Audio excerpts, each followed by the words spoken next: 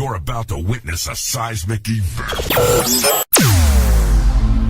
You are now fucking with Skitbags Radio. Get your protection, bitches! Nah, we can't use that. Nah. Hello out there in the universe. Welcome to Skitbags Radio. What's up, everybody? Yeah, we're here. Neil, you flabbergasted me, man. You did your you didn't do a chia. Oh, no. I say that when my name is announced. Oh, okay. Yeah. My apologies. Well, let's get to that. I'm joined, Sailor Dev, right now in the studio with, across from me, Life of Neil the Great. What's up, Neil? Chia. There it is. I like it. There you go. Like it, love it.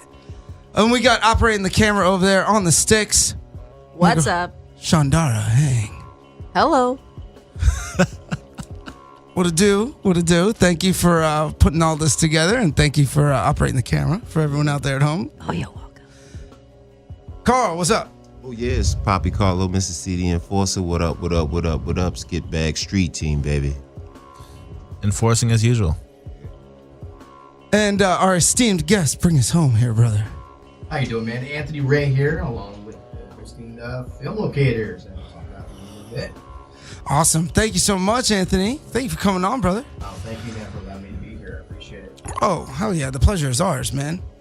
So we, before we get into Film Locators, we have a thing in common. Karate Kid is one of our favorite movies. Oh, Karate Kid 1. Karate Kid. I like how you specify. Yeah, you're like, wait, just make sure. Just the first one is the best. Cool. Well, what do you guys remember Karate Kid? Carl, Neil? Yeah. I'm 42 years old, so like I grew up on that Karate Kid lifestyle. Like wax on, wax off. Mr. Miyagi, he the shit. Pat Morita, he dead now, I think actually. And we're not. So that was a sad fact. What happened? Oh, Pat Morita, Mr. Miyagi, he dead. Cuz When? Recently. Like 5 to 10 years ago, maybe. Really? Yeah. Oh, real? Oh, I thought it was 1 or 2. It was like 5 to 10 days ago. Look, it's still too soon. It's still too soon. I'll be honest with you. I don't think I know everything about Karate Kid, but I can't remember when I watched it like from beginning to end. But I remember but I know like all the scenes. I know like the climactic moments. Last time you watched it was like it was on TV. It was Thanksgiving. Something like that. Last time I watched it, I must have easily been like watching it on the carpet, like Indian style kind of age. But what was like the first time you guys watched it? Like, what was y'all's experience and memories like? I think it was a one and done. Shut up. I swear to God. Hold on. I'm a one and done movieer. Like, I swear to God, I watch movies once and it's gone. After that, it's up to TBS or TNT to make sure if I watch this shit again. You're so crazy. Yeah. Well, that was during the bootlegging age. I think it is in videotapes, like VHS age back then. So my dad, he used to be slightly questionable in character when it came to the VHS. He just loved being able to record some stuff. He was like, he's a cop, but it was his only way he could steal and feel good about it. So we would see every movie. Your dad would steal the bootlegs? He would steal the bootlegs, but he would get them still. You know what I mean? And like. How do you get a bootleg in the 1980s? That was like one of the best 80s movies. Hold on, so bootlegs go back like that? They're like they've been in the game since then. Yeah. So ever since video camcorders was able to have something like dudes be like having like a whole husky John on them up under the shit, like looking guilty as fuck. Oh my God, what you doing? Like they used to get in trouble for it and shit and whatnot. And you'd pay people off and things of that nature, but I'd say a good 60% of the movies I saw, like starting in the VHS, so started with the video camera era, the camcorder era, and whatnot. Yeah, like so basically, when that invention came out, people were like, "Oh my God, I can get memories of my family. Oh my goodness, I can finally record it." Some dude was like, "Oh, this is it. This is it. Bootlegs." Oh, okay. And your dad had bootlegs on deck. Yeah. No, it was just for himself. It was just like for himself. Just a matter of just living through the 80s. It doesn't get better than that. The movies today, it's not like the 80s. No. Karate Kid 1 was one of memorable that put karate on the map. Yeah. Put karate on the map, and just the way now everybody wants to do the crane technique. I don't know if in the MMA. Yeah. It's a very effective technique. It's everyone's first move. Well, yeah. When it comes down to it, one's like, shit, I gotta pretend like I know karate. Here we go. There you go. Rise up. Hey man, we His you leg know, was broken, so you gotta give him some. Yeah, it was impressive. Daniel was the bull. Well, we do. Speaking of the crane technique, we do the crane technique for our photo ops and for our other show. Besides here, shout out to Fight Dub. By the way, you guys, you should go watch Fight Dub on YouTube, another Skitbags production. But well, it's a lovely MMA show. Imagine Mystery Science Theater meets Jesus and Muro. So when we're doing it, we fuck around with our fighters, and I'm the voice of like I have no idea what the technical aspects of fighting is. So I'll come in there and they'll ask us a really serious question, and I'll be like, yeah, crane technique. And that's they'll be like, oh yeah, he's the comic. He's not the fighter. No. But so what was your first like emotional reaction and your thoughts when you first saw Karate Kid? When I first saw Karate Kid, well, you know what? I didn't know. I think I really felt bad for Johnny Lawrence, really, because this kid comes out from New Jersey and he sees his ex-girlfriend moved on all of a sudden. I don't know what happened between the relationship, but when he saw him on the bike coming down from Malibu, and all of a sudden his friends say, hey, you know, you have fun, but she did, he didn't. So I kind of felt bad where he just wanted to just reconnect back to his old girlfriend again, and the guy come out of nowhere. But you kind of figure out who's the real bully here, Johnny or is it Daniel? Oh yeah, for the new series and whatnot. Yeah. That's true. The movie aspect, it just brings back like All the old feelings. yeah, just the archives of it, just trying to be there and just trying to see what it felt like in the movie. Well, I have a question. See, like these are kind of some of the details I don't remember of the film. So in the Karate Kid, the dude, Ralph Macchio, is coming from New Jersey, and he moves to California. Yeah.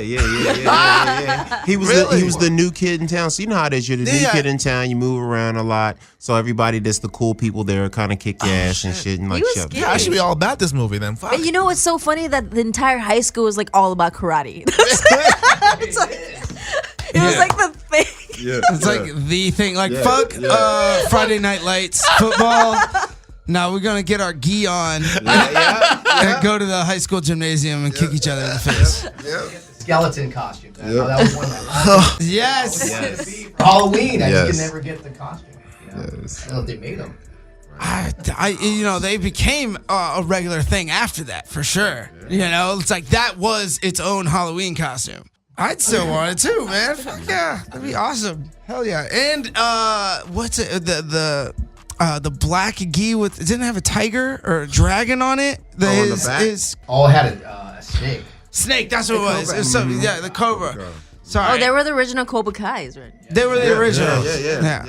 Yeah. They bringing everything back like dead on. Like it's exactly the movie, like part 2, like 30 years 30 later. years later. Like of course Danny's got the car lot. Of course he's doing the thing. He's the big guy. This is the guy's who ass you kick. The guy's like feeling low, and then then that cycle of life of there's being a new kid in town and people wanting to hold their feast. And like my boy from Oklahoma, all they did was drink, fight, and fuck. That was like the 3 things they did as like their national city project from Vian, Oklahoma, 1,200 people. I think they're all cousins. But fight, fuck, eat. That's it. That's what they do. So in those places like they're from in the movie, it's like smaller places or, you know, places where they're just assholes. You know what I mean? You get this bully-like culture where you got to prove you can kind of like, you know, duke it up. You know, which is kind of cool. It's better than them shooting each other up like they Young Thug.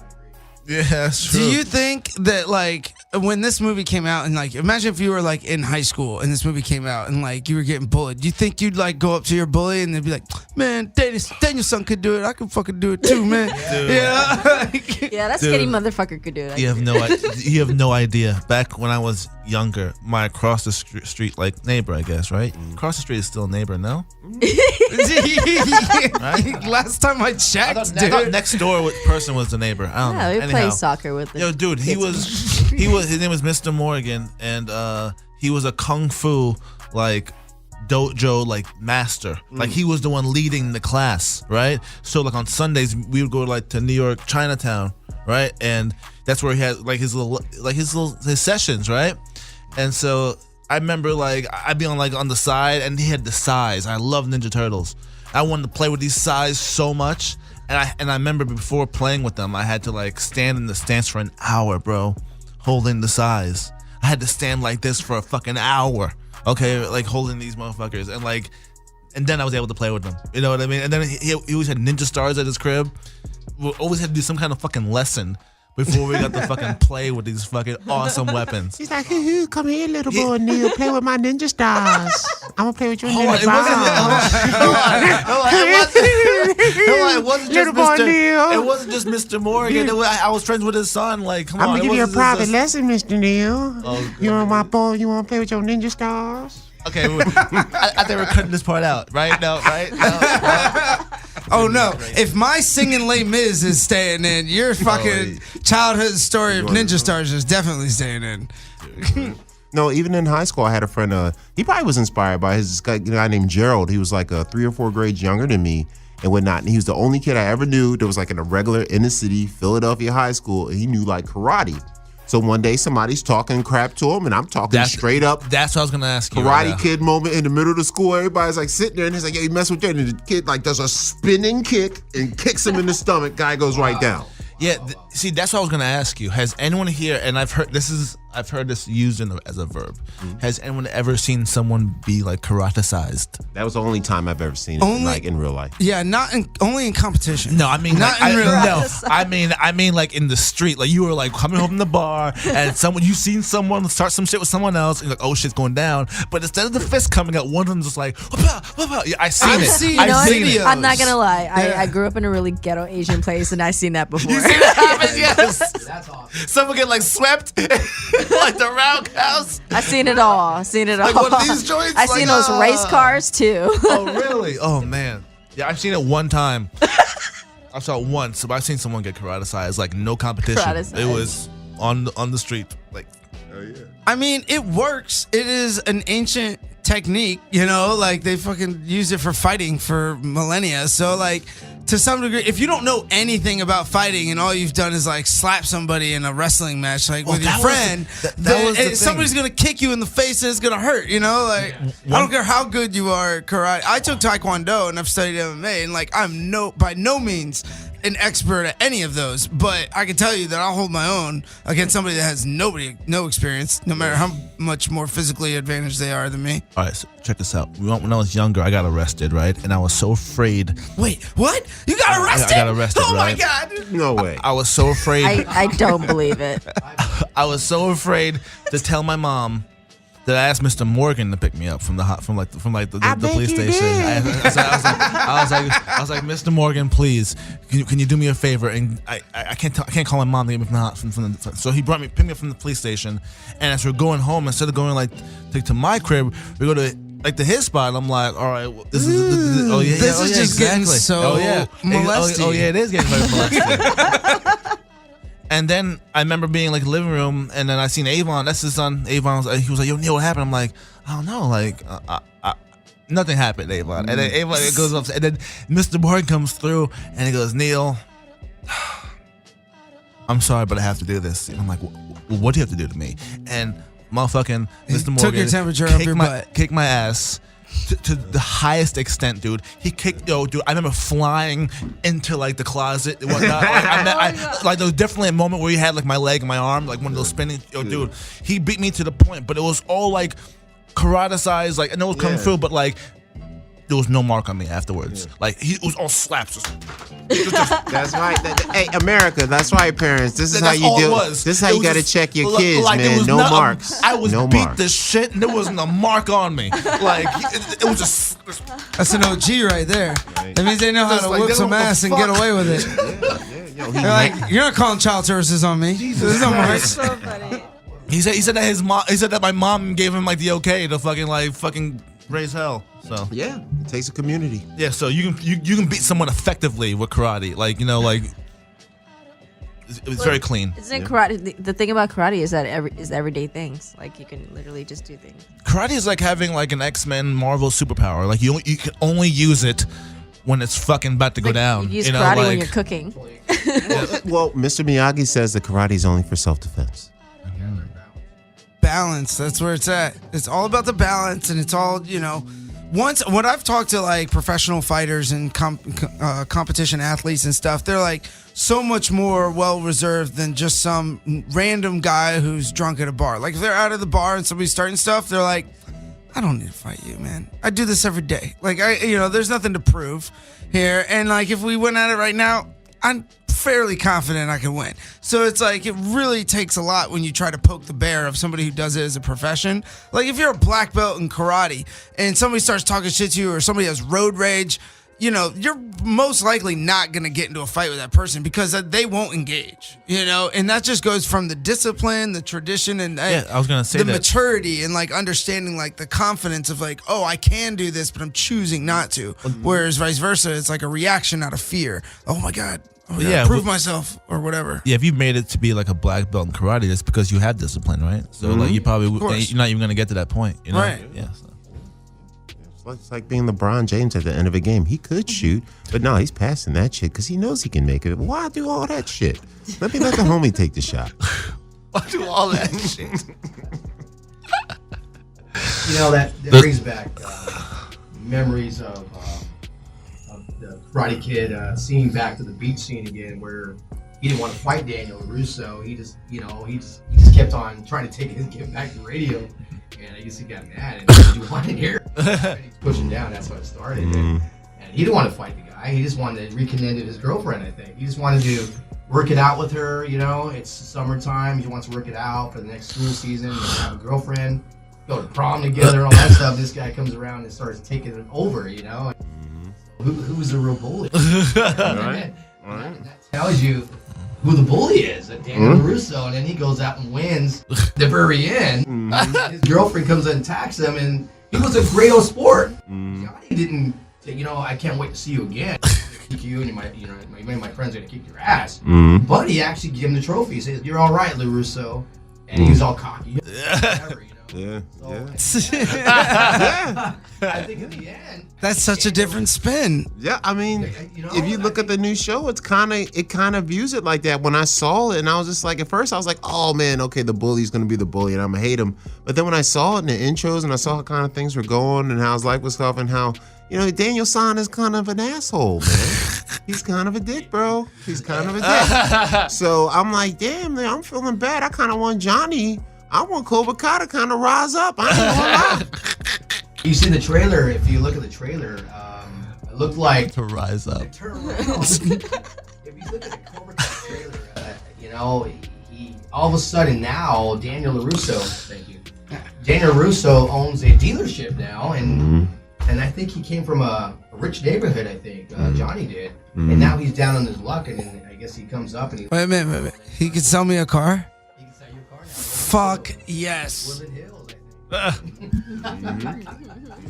Danny, I'm coming through. Nice cars, too. And the commercials are the best. He's like busting these shitty karate moves. Like, Oh it's my fucking God. hilarious. And it's like these old man kicks, legs Oh, all wow. bent and shit. It looks horrible. Oh man. That's awesome. Yeah. That's awesome. Cobra Kai is coming out May 2nd. YouTube Red. And I think they have 10 full episodes ready for a full season. So they're on fire with it. What's up? So they're getting it out there, Cobra Kai. It's Cobra Kai YouTube Red. So it'll be on May 2nd. Well, what are some of your favorite locations speaking of locations in the logo area, what are your some favorite locations and iconic cinematography moments throughout Karate Kid? Wow. When we went over there, I just can't believe that just in the moment of time 34 years ago where it filmed at, I think the best moment is going to the apartment and actually being there and looking at room 20. And we actually went inside the location and filmed there. Inside looks just the same. And just being at the actual moment of Daniel LaRusso and just introducing himself to mom, just going inside the apartment. The people were super nice. They see it all the time. And just happened to go in the dojo where they actually filmed the dojo scene. And you notice it was funny because when they filmed the Karate Kid, they tried to do a side-by-side moment of the actual dojo where the Daniel LaRusso mom and dad, mom and him were eating lunch at the Orient Express. Yeah. Well, that was filmed in 2 different locations. One was in a different LA scene, and then the other one was filmed in Laxton Boulevard across from the Emmys. Really? They're in 2 different locations, and I was trying to figure out if it was debunked or not. And when I actually went over there, there were 2 different locations where we sit down. So on one side they're eating right there, and you know how when they come across the street, it was like a different shot of them coming around across the way. Yeah. And if you look over there by the dojo, it's blocked off there. It's like leads to another area. It's like a little alley. So they did like a cheat It's not shot. across the street. It's actually 2 different locations. And Hmm. it's amazing that how the director was able to Pull it off. add that in. Pull Yeah. it off. And the exterior shot was actually a different location, and them coming out, Yeah. it's a whole different area. That my best scene was actually everything. Even Malibu, actually, when they first did the fight scene and trying to find that location was Leo Castillo State Beach, where they actually filmed it. And it's like really hidden beach where you have to really keep it going. Isn't that like just north, like after the main city of Malibu? Yes. I know what you're talking about. Yes, and it's actually just being in that little campground, a little camping beach Yeah. where they actually filmed that scene. And I'm seeing like an image of it, you can actually see the whole road where they came with the motorcycle. That's dope. It was fun, yeah. It was actually fun just visiting all the locations where they actually filmed the location 34 years ago. And actually, they're all still there. Anybody can go over there and the apartment.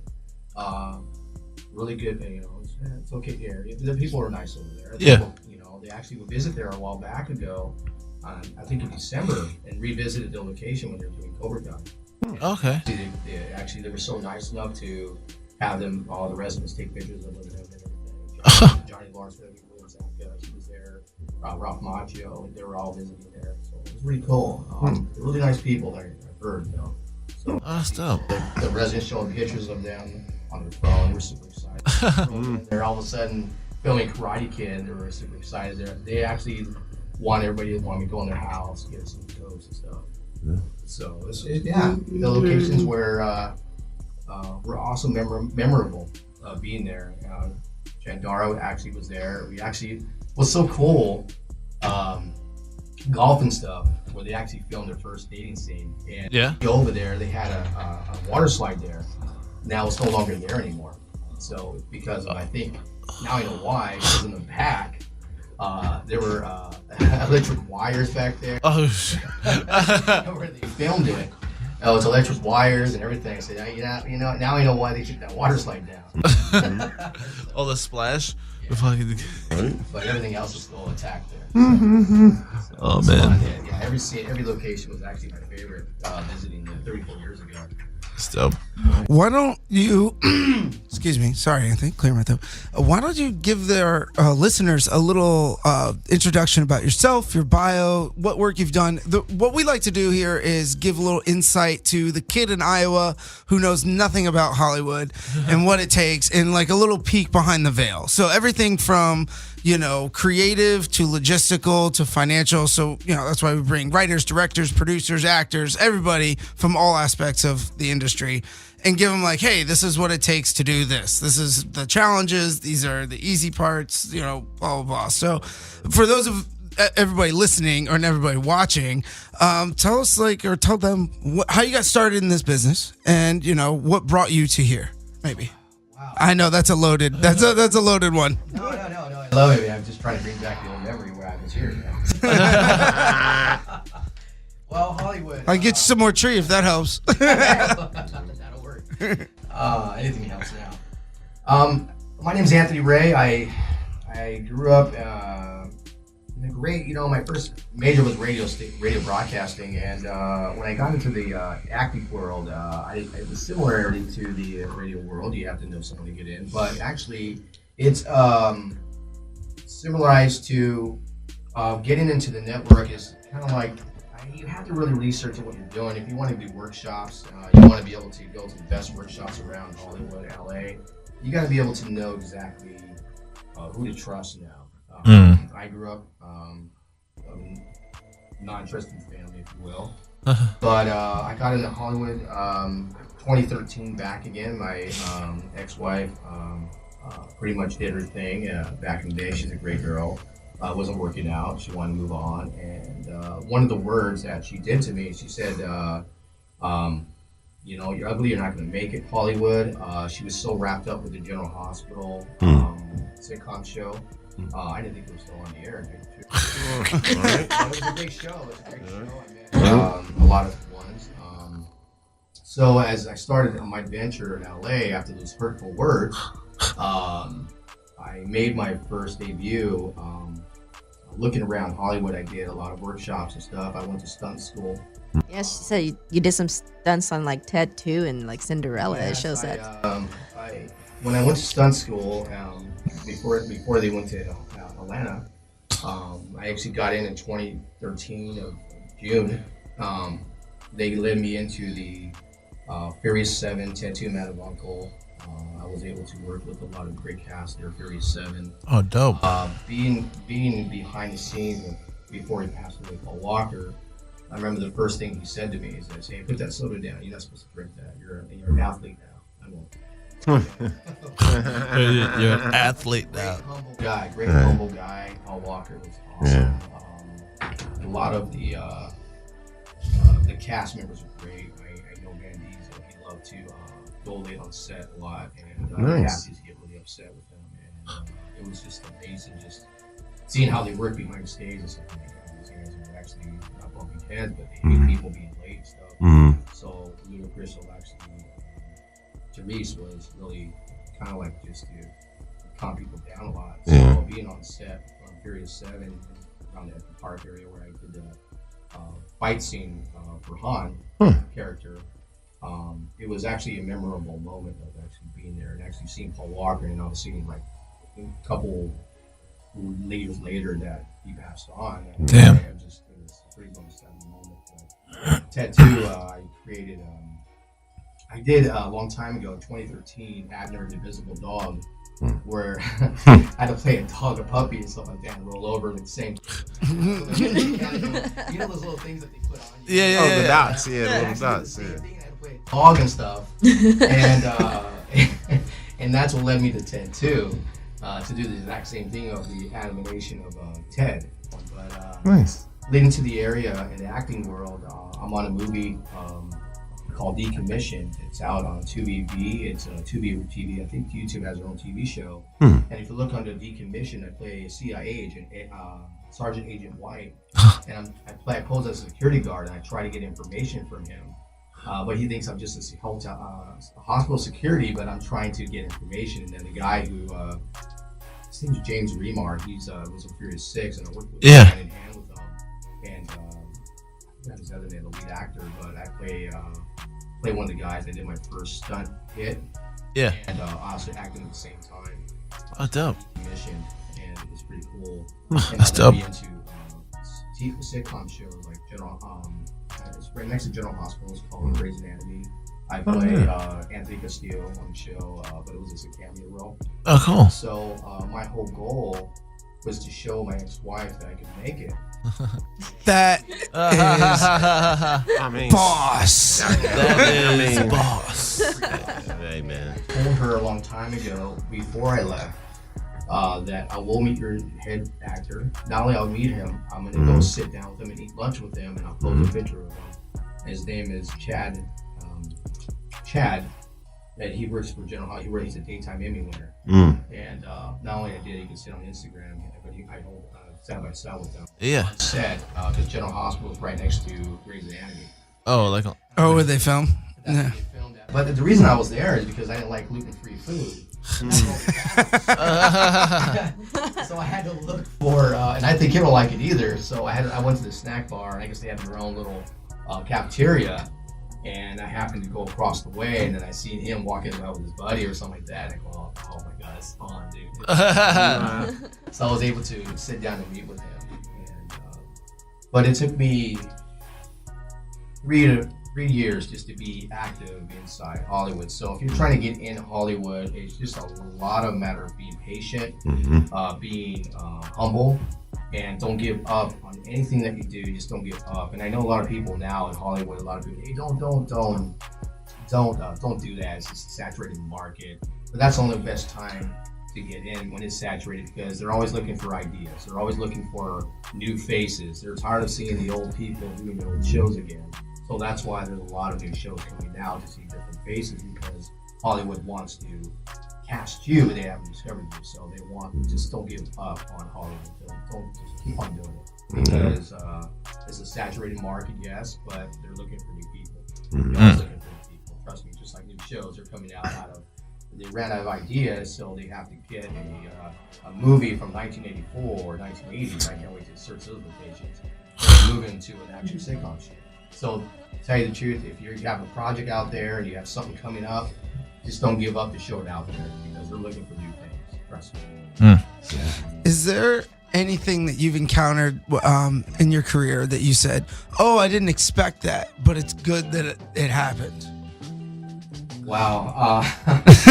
As far as expecting anything, I a couple of times when I was doing short films, it was funny. I didn't expect that I was able to meet anybody on set. My whole goal for this show, just being in Hollywood, is to not only be in Hollywood, but work with a major celebrity. I didn't care who it was. I don't care what he did in the past, as long as I can get there. And our first one was when I worked with hand in hand with Andy Dick a lot.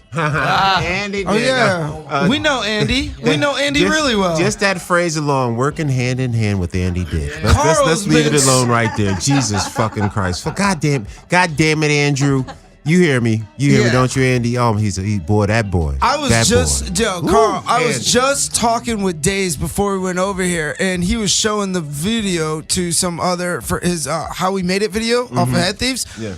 And he was showing that to some executives, and he goes, I had to yo. I had to re-edit it. Yeah, and he goes, as soon as he showed his people, he's like, yo, the video's dope, the songs, yeah, it's all good, but why is that black dude with dreads kissing Andy Dick on the face? I had to remove those scenes, Carl. I had to re-edit. I had to like sub it out with other clips from the video. All right. Yeah, It y'all- was so hilarious. if y'all want to hate on me and Andy's love, that's all right. Hey, nobody's hating on Actually, no love. it isn't all right, but yeah. Us too. That's funny, though. Us too. You know, that's the thing about this town too, man. It's a small town. Like once you get like in the industry, it really the circles shrink quite a bit, which is surprising. Theater was like that too. When I did musical theater, it was that professional world and Broadway up in New York and stuff, Chicago, really like that as well. Yeah, Andy Dick, he was cool to work with, but you know, first Hollywood. I know you're being so generous, bro. I love you, Andy. Love you. Yeah, we do love you, Andy. Yeah, for real. I worked with him on set, and I guess a guy named we had a fallout, but me and Jared Masters. I worked with him on Call of Daily Punkettes, and he wanted to get a celebrity on the show and his movie, a little short film. I played Tony on the show in 2014, and I guess there was a bed scene that he wanted Andy Dick in with, along with Jesse Fires. And Uh-oh. I had to go in. Guy versus Soul Billy. He's the one who did Star Troopers. He's the one who created the monsters. Billy Hendrickson. He created the monsters for Star Troopers. Oh, dope. He died of an overdose. Aww. 2015, I think. Yeah. But I was able to work hand in hand with Andy Dick and just on set. Oh yeah. That Okay. was my first time ever to be with a major celebrity, and started going on from there. Because of Andy, I was able to progress in LA. Nice. But he's a good man. Yeah. Yeah, he's Yeah, good. shout out Andy. Yeah, he's A a lot good. of things though. But when I first started Hollywood, I was wearing. I guess we were doing a Last Comic Standing when I first started out trying to be, comedy. Did you do stand up? I wanted to, but No way. when they looked at me, they'd say, "Well, this guy's a serious guy. This guy should be a lawyer. This guy's not a comedy." Until I played a nerd called Prison Muscle with Mariano Big Dog Mendoza, who's an ex-MMA fighter. But they consider me as a cop, so I played a detective on shows. They consider me as a doctor. That's why I was at Grey's Anatomy. Yeah. So I've never hit comedy. Ugh. So I never hit comedy. So as it goes again, is you have your niche in LA, try to do your niche. If that's what you're looking for, then do it. Even when you're coming out and try to do something else. But that's your niche. But I haven't been running with and that's not embarrassing. He's a cool guy, but they thought I was like, is Andy gonna be okay? Because I was wearing a suit at the time, and I went to an Irish bar there, and the bouncer told me, "Hey, is Andy gonna be okay?" I never knew Andy Dick. Oh shit!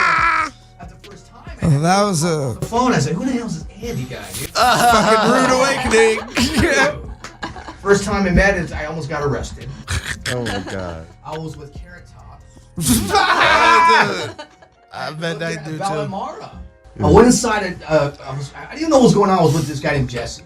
Right? Brittany met the guy at Last Comic Stand. He's like, "Hey, you know Andy?" I go, "Yeah." They were talking on the phone. I said, "Yeah, that's cool." I didn't have a car at the time, so my buddy, Big Veronica, dropped me off, and I was just walking around Hollywood Boulevard with this guy named Jesse, and I met Andy the first time. He said, "Hey, I want to meet you. I'm this guy, Roseanne." This guy, cool. Never met Andy.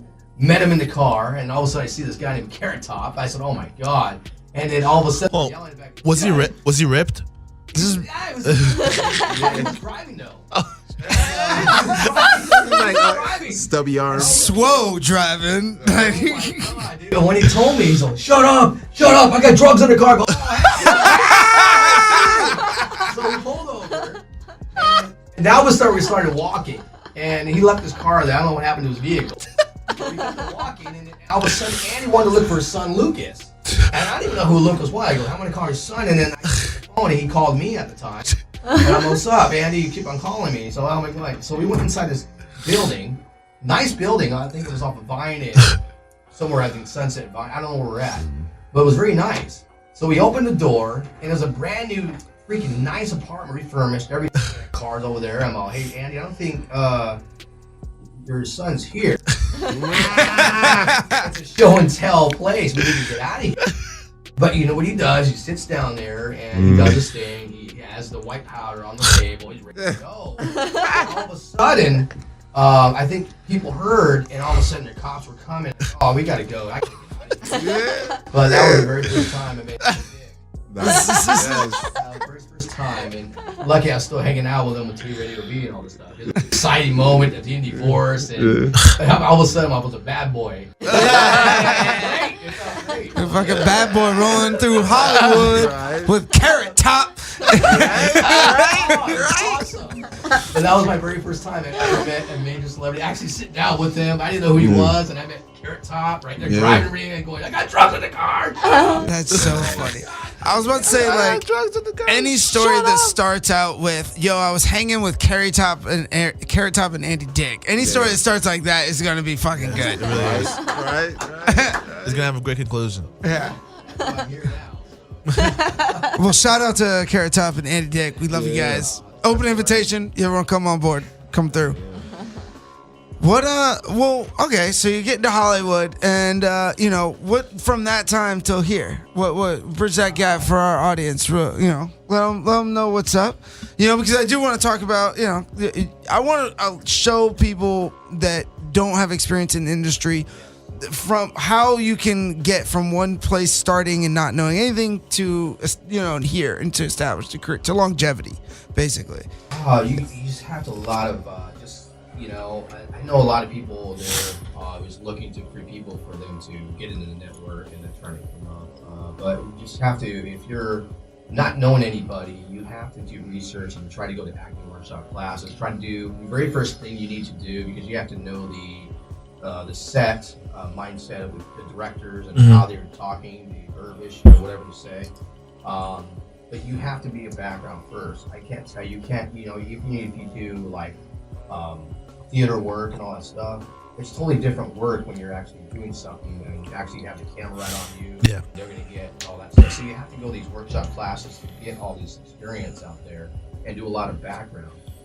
My recommendation, I would look in Hollywood. I did Uncut Casting. That's linked in with Central Casting. Central Casting, everybody. Nice. So you have to start out with, I hate to say it, but I know everybody wants to be a lead stars, lead actor. They say they can do this. Anybody can memorize lines. Anybody can memorize whatever you have to look, but you have to be believable on camera. Mm-hmm. You have to be, and that's a lot of people today. I noticed that people don't look believable in the millennium. In the 80s, 90s, they were so believable, even in the 50s, and they memorize lines, but they're not believable. Yeah. I just don't like their acting technique. I don't know. I don't think so. Lazy. Yeah, and that's how I judge Fucking myself laziness. like an actor. I told myself I don't know if I'm a good actor until I look at myself on screen and I believe myself. Yes. I did a movie called it was an accident, and that was so believable because I felt the moment of the character. He lost his wife, his girlfriend at the time, wanted to have kids, and I lost my kids after my divorce. And you have to bring back those moments of time in the character, knowing what he's feeling. You know, this cop was a detective.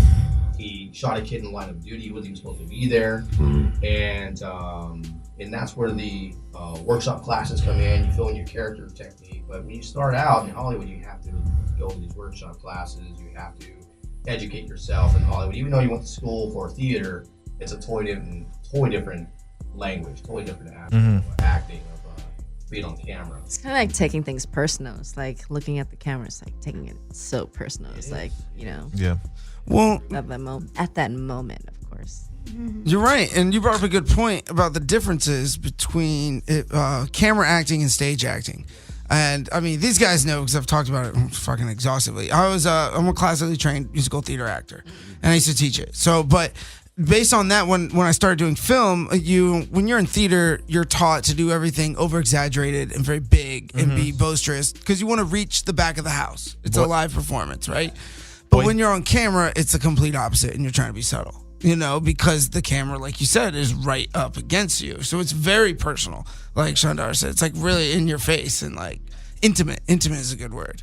So yeah, I mean, understanding that difference, like, you know, it doesn't matter if you can learn Meisner and method and Stanislavski and you could do the acting chops, but you got to get the experience, I think you have to do both on stage and on camera. But you really, to be excel in either or, you have to get the experience. You know, you got to get the foot in the door. Even if you're just like a PA on a set. Yeah. You know, like even if you just go and get coffee for some shit or whatever. Anything. So you can be around it and at least observe, the other individuals that are like, doing their quality of work, their caliber. Yeah, I totally remember getting coffee for ABC. Your coffee, thank you. Yeah. But yeah, it's I remember actually being a PA for a show on ABC, and I got locked out plenty of times getting coffee for them. Getting coffee on Sunset Gower, the studio on Sunset Gower, and then I'm like, I have these like 2 jugs of coffee, and I'm like, oh my god, now I can't open the doors. I don't have the key. I'm just a PA. Like, it's great. It was great. It was a great life. But now I'm here. It's great. Started from the bottom, now she here. Do you have a favorite memory from your early career? Maybe. I mean, that Andy Dick one was pretty baller. Yeah, but I mean, more I would think, and like the professional realm for like a great memory of like a performance or a gig or a workshop, or something that maybe that has remained with you for a long time.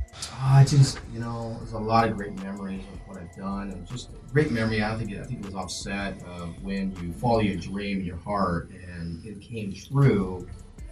There's nothing like going to Prospect Studios when you do your cameo role, just on a major show, Grey's Anatomy, and the security officer asks you what your name is, and I said Anthony Ray, and then your whole name's right there, and you know where to go and everything like that. And I think that was a teary-eyed moment of me following my dream and goal and making it happen, making it come true. Yeah. And writing the goals down, what you want to do in your life, where your mindset, where you want to be, and where you're going to head at to.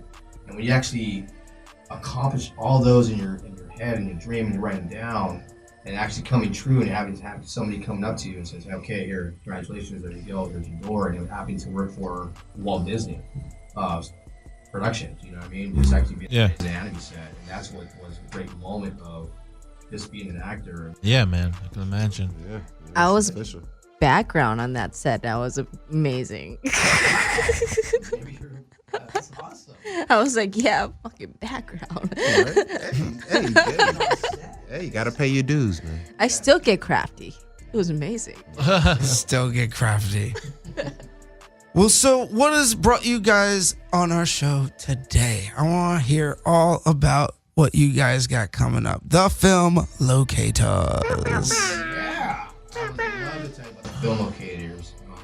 That's what brought us here, and all the experience I've had, I was able to run and create a whole production show. And the reason why I brought this show up today is the Film Locators. It's a sitcom where a host within a sitcom can discover actual Hollywood film locations, and including character-based storyline along with the location where people want to go see.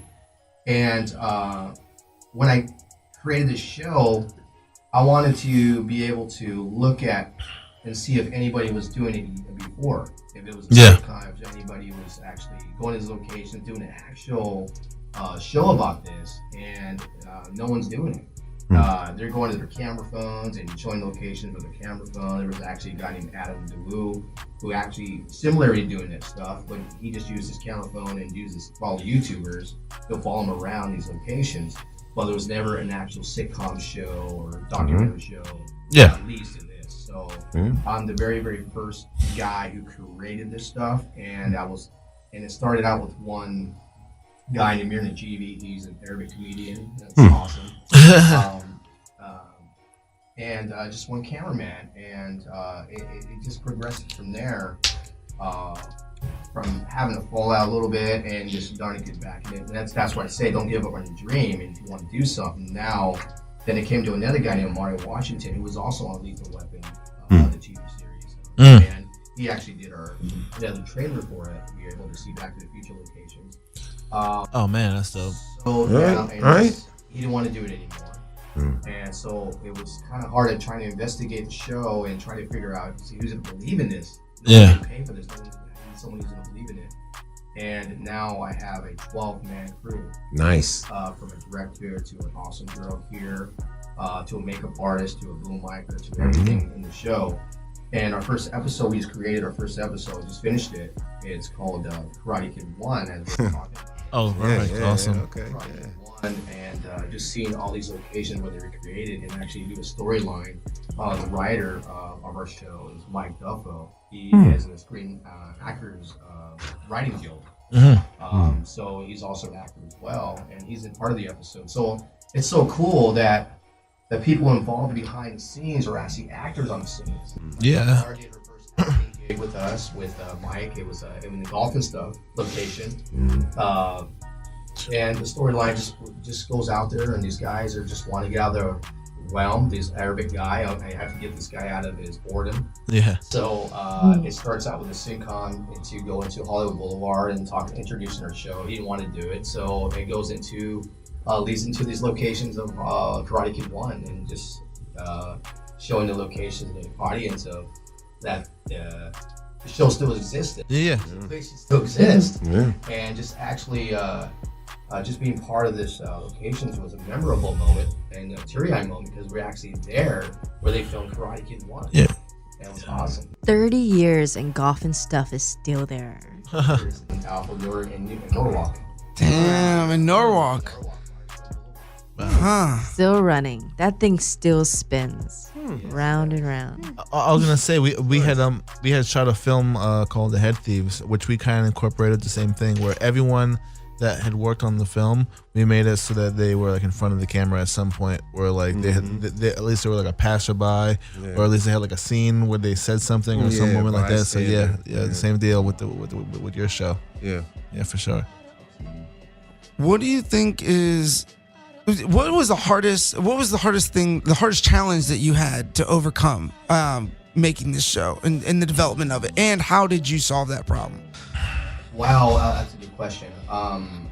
Just making the show was the hardest base to show, having people believe in it. Yeah, okay, for sure. No one's getting paid for this. How am I going to believe in it? Who's going to be going into, getting their credit? How am I going to be able to work this out? What's my next goal? How am I going to create this goal into a short amount of time? So it took me 3 years to figure this out, and now it's up and running. And the hard part of it is keeping it running with the budget going to.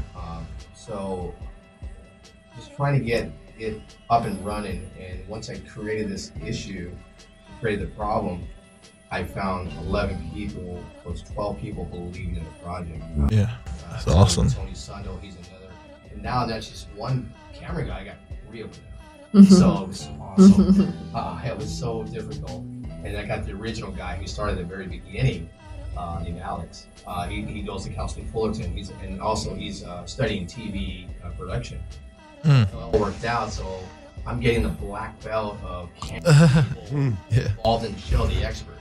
So Dope. it's awesome to be able to get the show up and running with the first episode, and we're working on the second episode called Fast Times at Richmond High. Oh yeah. Yeah. Another Yes. classic. That's another So classic. we're hitting the 80s and the 90s, and then we're working on the 2000s. So there's Really good. 56 episodes in the show, so we're working on the Big Belushi pretty soon. Coming up next, the third episode. Now, is that something you have all lined up, like all 56? You already know what location, what you want to do for each one, or is it like you kind of like, oh, this was a good idea, you know? Oh shit, I forgot about this place. You know, how does that work?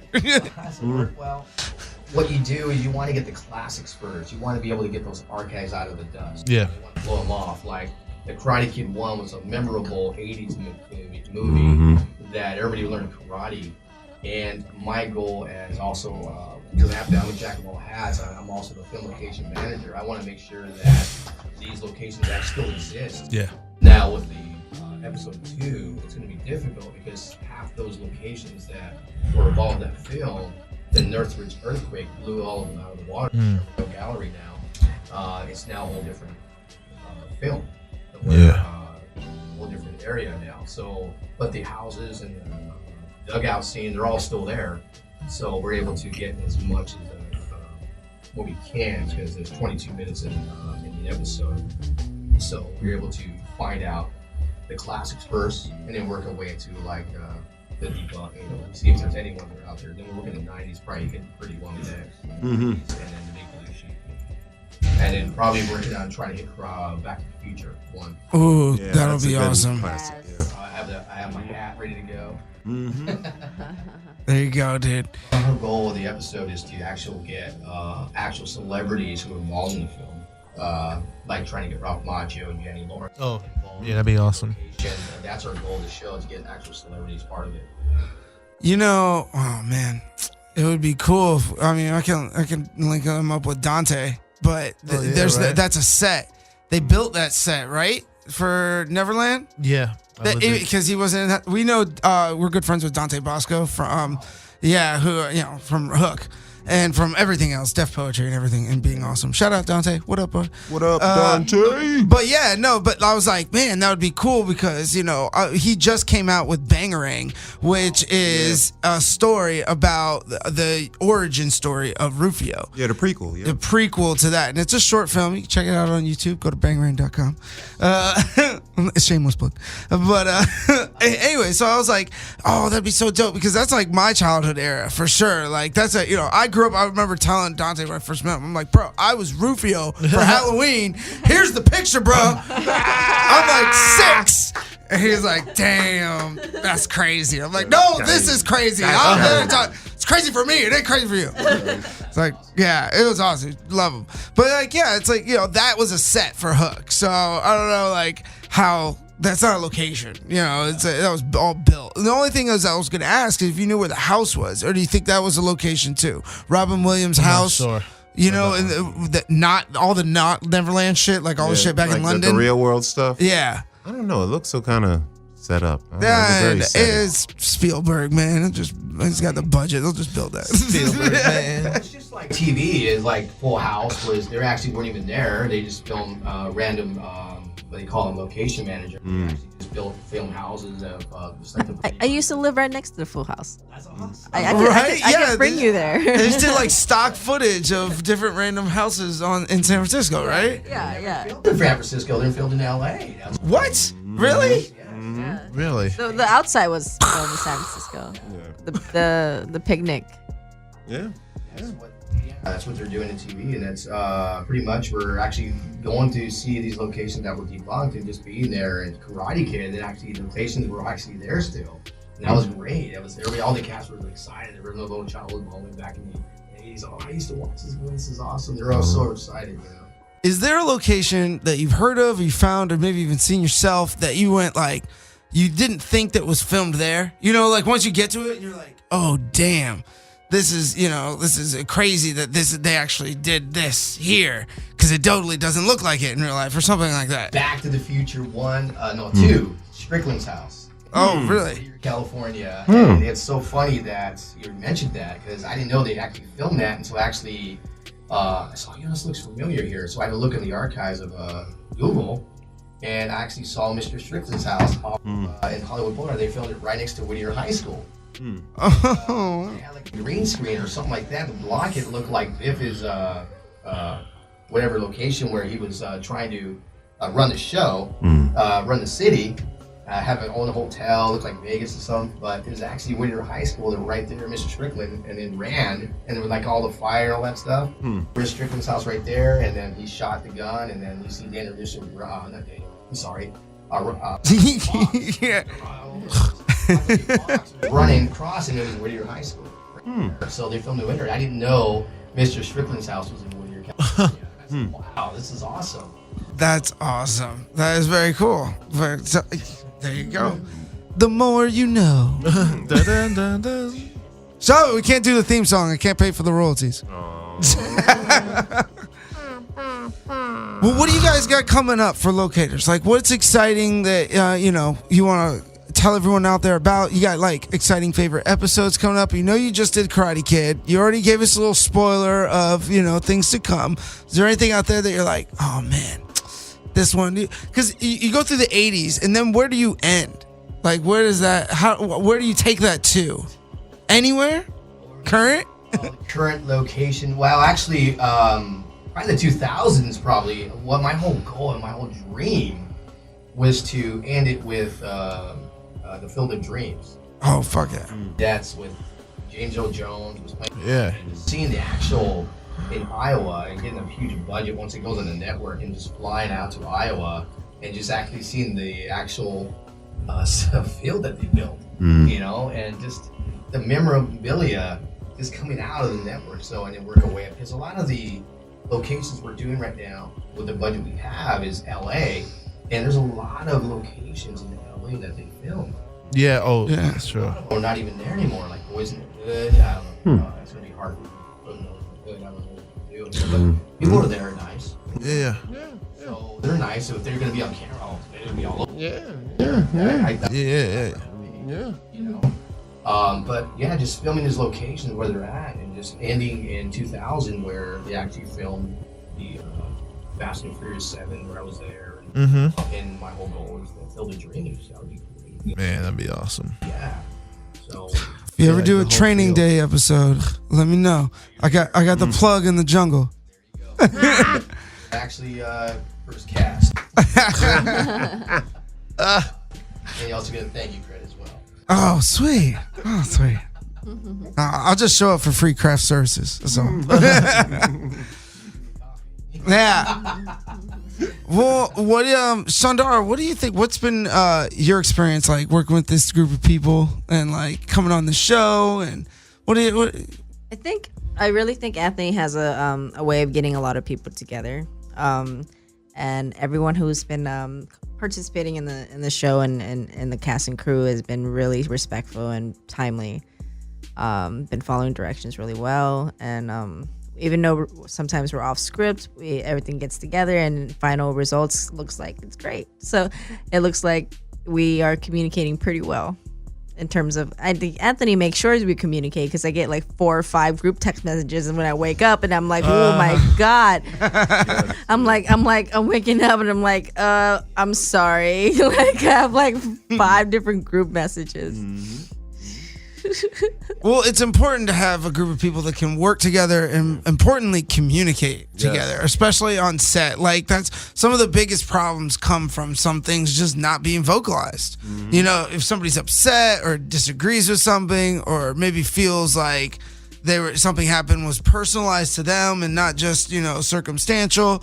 All these different things I've encountered as producer as well, and it's really something that I think is one of the main. If you have like a top 5, that's one of the top 5 that you need to establish on set for like most important things. Well, I mean, set too when you have a writer who has a different format of the director, and the director wants to rewrite the whole script again. And then we had one with the writer, and I remember a while back, Mike Duffo and Raul Phoenix, the director of the awesome guy. He knows Tommy Wiseau. He knows a lot of guys out there.